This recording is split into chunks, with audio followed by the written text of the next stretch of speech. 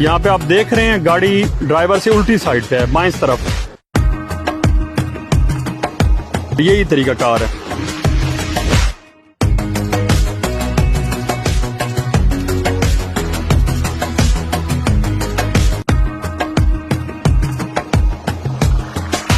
ना आपने दाएं ज्यादा मिला के रखनी है, ना आपने गाड़ी बाएं ज्यादा मिलाकर रखनी है।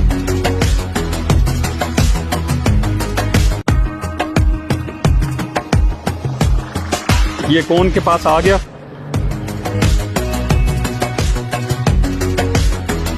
कैसे गाड़ी, कितनी खूबसूरत गाड़ी मोड़ी गई है एक ही अटेम्प्ट के अंदर। और इस तरह यहाँ पे बड़ी आसानी से इन्होंने गाड़ी मोड़ ली है। अब आपने यहाँ पे किसी एक साइड का शीशा देखना है।